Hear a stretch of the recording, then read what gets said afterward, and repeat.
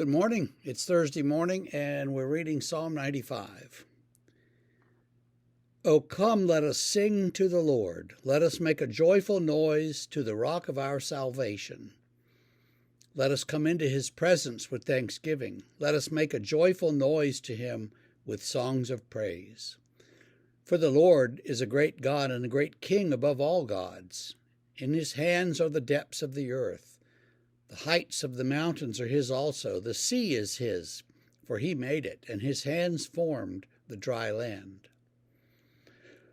O come, let us worship and bow down. Let us kneel before the Lord our Maker. For he is our God, and we are the people of his pasture and the sheep of his hand. Today, if you hear his voice, do not harden your hearts as at Meribah, as on the day at Massah in the wilderness, when your fathers put me to the test and put me to the proof, though they had seen my work.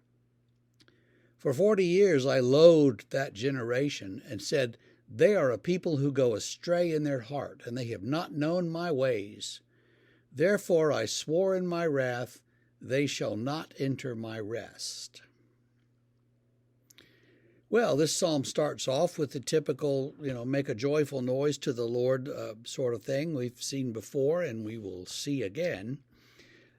That's all good stuff. And then mentions Meribah and Massah, which we read about in the lectionary, I think, last week, where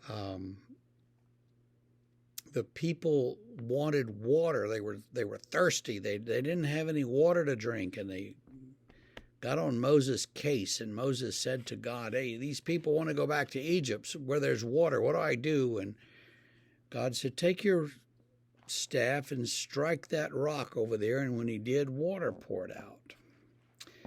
Now, Meribah and Massah, I think, are two Hebrew words that refer to groaning and complaining or something like that.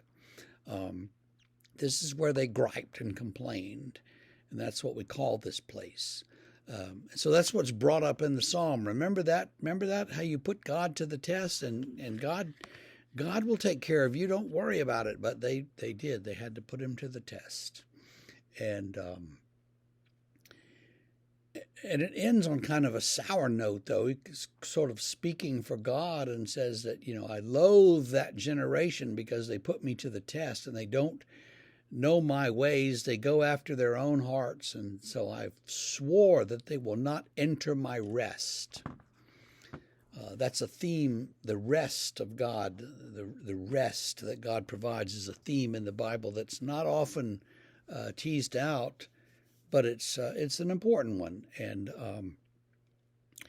here God says, they will not be with me. They will not come to me. They don't want to, and that's fine. I'll leave them alone. I'll let them stay out there. We don't see God quite that way, quite that petty and picky about how things happen, but that's the witness of Scripture, so we should probably think about that sometimes and see how does God react to us and what does God do? That's something to think about. It says make a new song to the Lord, and then it says make a joyful noise. And I don't know about you, but I've heard choirs that are making more of a joyful noise than a song. Sometimes it's just bad. No, the choirs that I have had the privilege of serving with have been very dedicated and pretty good musicians, but there are some out there that are more noise than anything else.